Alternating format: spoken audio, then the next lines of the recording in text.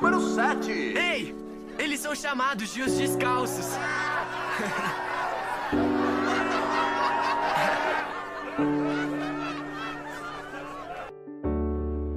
O filme começa mostrando um jogo da Copa do Mundo de 1958. A partida é entre o Brasil e a União Soviética. Podemos ver uma enorme multidão torcendo, enquanto o comentarista fala coisas negativas, criticando o jeito brasileiro de jogar futebol. Vê se pode. Ao mesmo tempo, a cena muda para o vestiário do time brasileiro, onde Pelé, o jogador mais jovem a jogar a Copa do Mundo, é mostrado. Depois disso, a cena muda para 8 anos antes, onde podemos ver um grupo de crianças engraxando sapatos e doidas para jogar futebol. Por causa das duras condições de vida dessas crianças, elas não têm uma bola para jogar. Por isso, elas roubam algumas roupas da vizinhança e enfiam os tecidos dentro de meias para fazer uma bola de futebol. O grupo de meninos joga futebol com a bola improvisada, jogando de um telhado para o outro, sem deixar com que a bola toque o chão. Na cena seguinte, vemos uma das crianças, Dico, levando uma bronca da mãe por voltar para casa todo sujo depois de jogar futebol. Quem nunca? Na próxima cena, um grupo de homens, incluindo o pai de Dico, está ouvindo uma partida de futebol em um restaurante. É a final da Copa do Mundo, de 1950, entre Brasil e Uruguai, e todos estão torcendo para que o Brasil ganhe. Enquanto isso, as crianças são vistas em um buraco no telhado, quebrado do restaurante, tentando obter informações sobre a partida. Infelizmente, o Brasil perde o jogo, o que faz o pai de Dico romper em lágrimas. Ao ver seu pai chorar, Dico promete que um dia ele vai ganhar a Copa do Mundo para o Brasil. No dia seguinte, a mãe de Dico o leva para seu local de trabalho, uma mansão gigante onde ela trabalha limpando o chão. Lá ela explica para Dico como seu pai arruinou sua carreira depois de uma lesão, e que essa é a razão dela não querer que ele jogue futebol. Assim que ele sai da cozinha, um grupo de meninos ricos entra no lugar e começam a falar sobre diferentes jogadores de futebol. Dico tenta participar da conversa e fala o nome de um jogador de futebol local, o Bale, mas ele acaba pronunciando o nome errado, como Pelé, o que faz os meninos debocharem e darem risada dele. Nesse momento, a mãe de Dico volta para a cozinha e pede ao menino que se desculpe, embora ele não tenha feito nada de errado. Antes de ir embora, Dico pega um pedaço de jornal trazido pelos meninos, mencionando um torneio de futebol. Em seguida, vemos Dico e seu grupo de amigos se aproximando desse torneio de futebol e dando seus nomes para participar. Embora eles sejam pobres e não tenham roupas ou sapatos para jogar, eles mostram habilidades incríveis que deixam no chinelo quase todos os outros times do torneio. Então eles chegam às finais, onde jogam contra o mesmo time de meninos que zombaram de Dico na casa onde sua mãe trabalha. Os meninos são consideravelmente mais velhos do que Dico e seu grupo, e além disso têm roupas e sapatos adequados para jogar. O líder do time tira sarro dos amigos de Dico, provocando-os e chamando-os de time dos meninos descalços, já que eles estão participando do torneio sem usar chuteiras. Mal sabem eles que assim que é bom.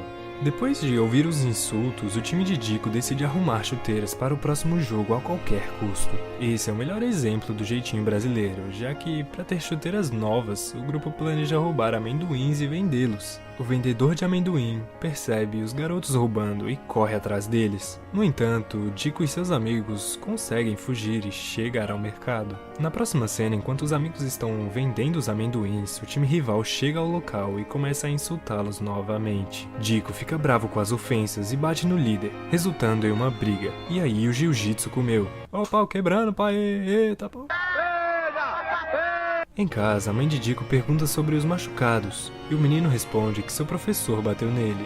Se você é muito novo e não sabe, os professores podiam bater nos alunos, antigamente. O pai de Dico intervém e diz que vai conversar com o professor no dia seguinte. O pai de Dico então leva o garoto até seu local de trabalho e fala que ele sabe sobre a briga e também sobre o torneio de futebol. Em vez de ficar com raiva, ele sugere que Dico deixe de lado suas emoções e responda aos adversários mostrando suas habilidades. Dico se sente muito feliz ao perceber que seu pai está do seu lado. O grande dia finalmente chega, e todas as pessoas no torneio parecem estar torcendo pelos garotos ricos. Eles novamente tiram sarro de Dico, chamando-o de Pelé. Dico e seu time finalmente conseguem as chuteiras de futebol, mas elas parecem ser muito grandes para os garotos. Ainda assim, eles usam sapatos desconfortáveis. Por serem muito grandes, as chuteiras deixam o time de Dico lento ao correr, e isso serve como vantagem para a equipe adversária, que marca gol após gol, levando o placar para 6-0.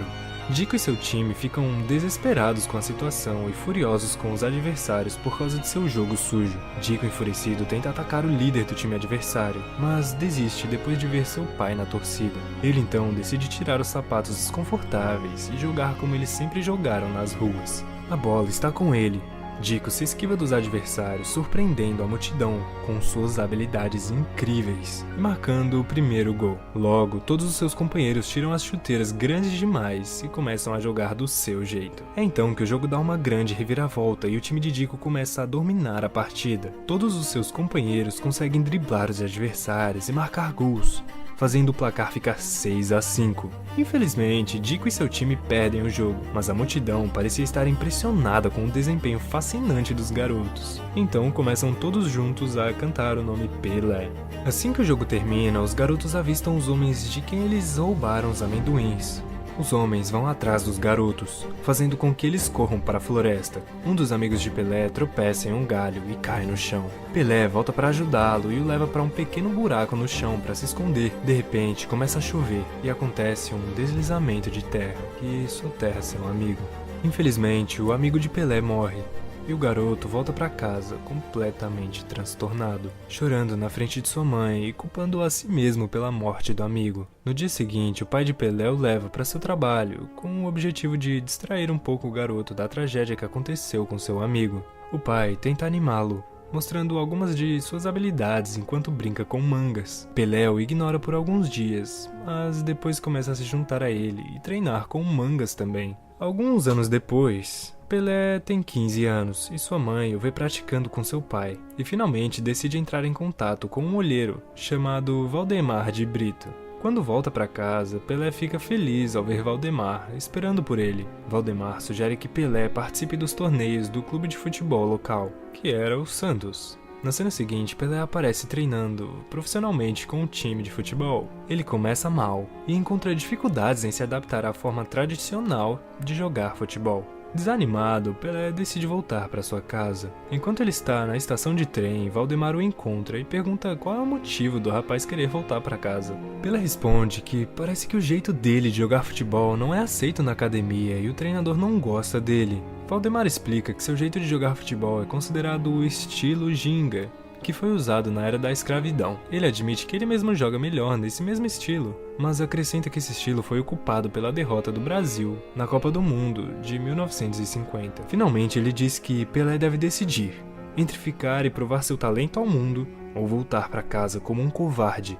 Valdemar vai embora e Pelé pensa um pouco e decide ficar. No dia seguinte, enquanto jogava uma partida, Pelé faz alguns movimentos ruins, chateia seu treinador e a si mesmo. De repente, ele se lembra dele e seu pai treinando com as mangas, e imagina Valdemar no campo, torcendo por ele. Então ele decide jogar do jeito que ele sabe. Ele pega a bola e dribla com facilidade entre as pernas dos adversários. Ele chuta no ar como ele praticava com as mangas e manda a bola na rede, fazendo um gol.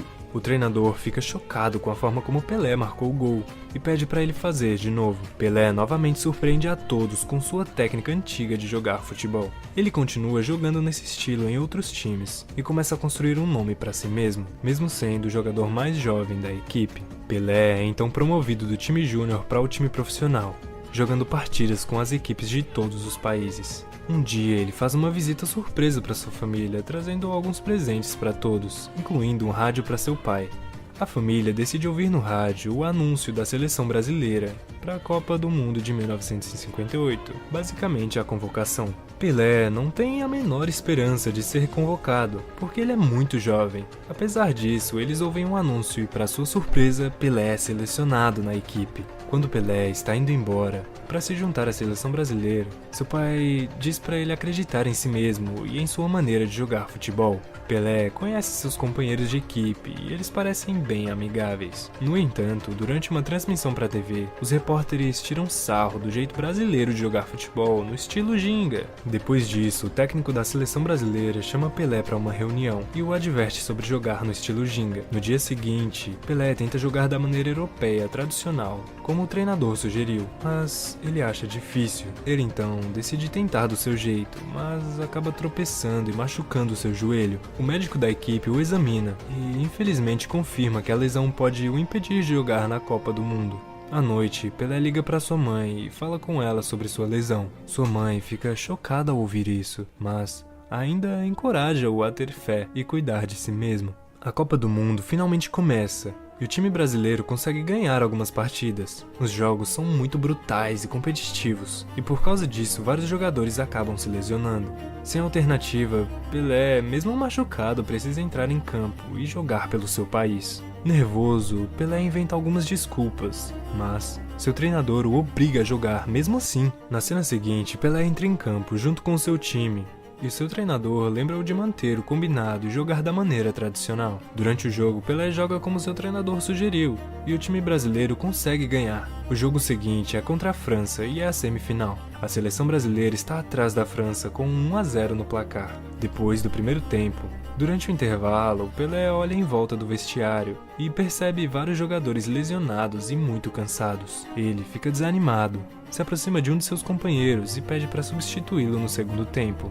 Mas seu companheiro de time se recusa, dizendo que ele não está no estado mental adequado para jogar futebol. Ele acrescenta ainda que está farto do jeito europeu tradicional de jogar e quer jogar no estilo ginga, como eles costumavam fazer durante a infância. Ele então sugere a Pelé jogar no estilo ginga e ganhar o jogo para seu time. Já na metade do segundo tempo, Pelé entra em campo e quando ele perde um passe, ele se lembra de seu companheiro de equipe sugerindo que ele jogasse no estilo deles. Pelé então joga a bola e começa driblando entre os jogadores com facilidade e perfeição. Todos ficam chocados, olhando Pelé quicando a bola por cima dos adversários para marcar um gol majestoso para sua equipe. Após empatar, Pelé consegue fazer mais 2 gols e assim conquista a vitória para seu time, garantindo lugar nas finais. Com a final agora, contra a Suécia se aproximando, o técnico da seleção brasileira marca uma reunião e ordena que o time jogue de forma tradicional. Ele tenta ensinar algumas táticas inteligentes e também sugere que eles imitem a formação do time sueco nos jogos. Durante o treino, ele tenta fazer os jogadores jogarem como o time sueco,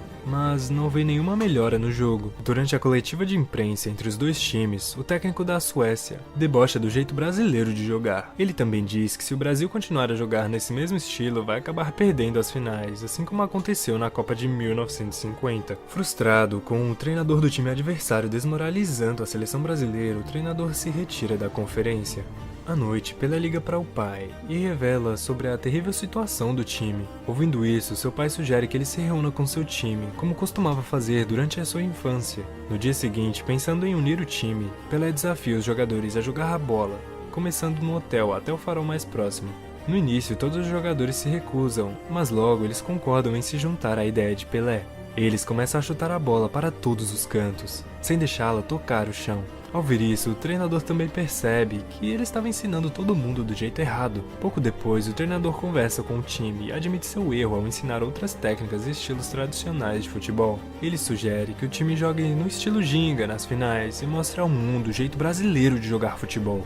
Ele ainda incentiva a equipe a aproveitar o jogo e ter um jogo incrível contra a Suécia na final. É o dia da final e ambos os times estão prontos para se enfrentar em campo. Ouve-se o apito e a seleção sueca marca o primeiro gol apenas 4 minutos depois da partida começar. Todos os torcedores brasileiros estão em choque com os jogadores suecos girando em torno de Pelé, impedindo-o de pegar a bola. Mas logo os jogadores brasileiros se recuperam e Pelé ajuda a marcar o primeiro gol para o time. Um após o outro, a seleção brasileira marca gols e Pelé também. Logo soa o apito final e o jogo termina com a pontuação de 5-2. O Brasil vence a Copa do Mundo pela primeira vez na história. Todos os companheiros de Pelé invadem o campo e levantam Pelé em seus braços. A cena então muda para uma gravação no momento real em 1958, após o Brasil vencer a final. É na última cena que vemos como Pelé foi declarado Tesouro Nacional pelo presidente brasileiro em 1961. Pelé detém o recorde mundial de mais gols e também é o jogador mais jovem a marcar um gol na Copa do Mundo. Ele também é o único jogador a ganhar 3 Copas do Mundo. O filme chama-se Pelé, o Nascimento de uma Lenda. Cara, esse filme aqui é muito legal, de verdade. Eu recomendo muito vocês assistirem ele inteiro, porque obviamente tem muitos detalhes que nós não conseguimos colocar em 10 minutos. Se você gostou desse vídeo, tem outros tão bons quanto esse aqui. Então assiste aí, peste. Tamo junto, beijos.